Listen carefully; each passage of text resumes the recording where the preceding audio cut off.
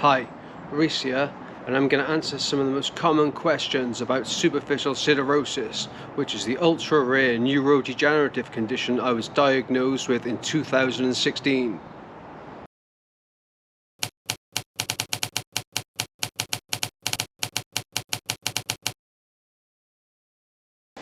Superficial siderosis is a disease of the central nervous system, where iron settles on the brain, spine and spinal cord.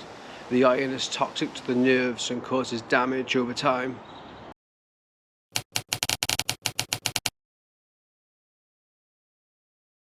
Superficial siderosis is caused by persistent bleed into the cerebral spinal fluid over a prolonged period of time.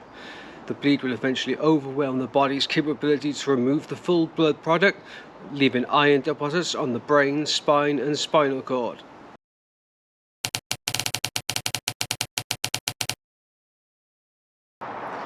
A bleed in the central nervous system can be caused by previous head or spine trauma or surgery. In some cases, the source of a bleed is never found. For me, the bleed is believed to have been caused by a brain tumor removal when I was 8 years old.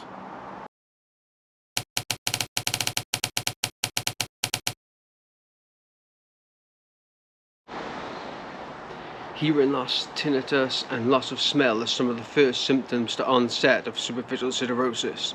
As the condition progresses, problems with mobility and eyesight may also occur. The symptoms are different in every patient due to the location of where the iron is settled on the brain, spine and spinal cord.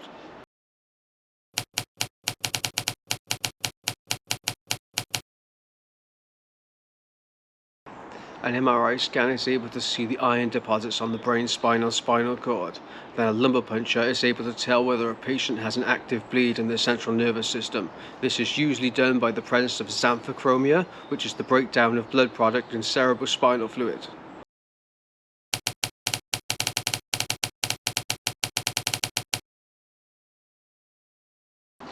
Personally, I find hearing loss the worst symptom of the condition.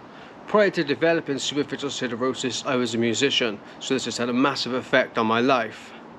The hearing loss, coupled with mobility issues, constant fatigue and the pain, make every day very difficult.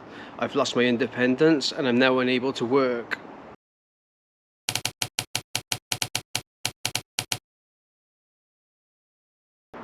There's currently no cure for superficial siderosis. However, there are ways that a patient can help maintain themselves.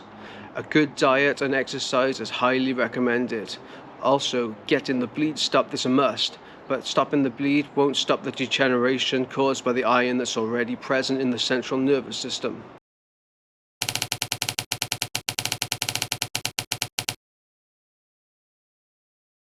There's a drug called deferriprone that can remove the iron from the central nervous system. However, it takes many years to work and deterioration will continue until the iron is fully removed. Some patients can't tolerate deferriprone because it's such a potent drug, so there's a big need for further treatments that can help those patients and speed up the process of removing the iron.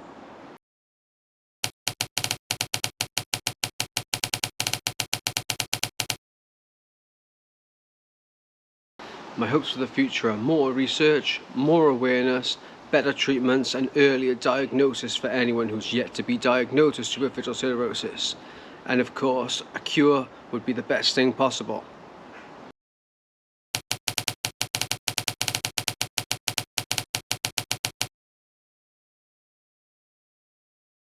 My advice to anyone that is newly diagnosed with the condition would be to learn about your own health, learn about the condition and join the online community to learn from the patients who often have more information than the physicians themselves due to how rare this condition is.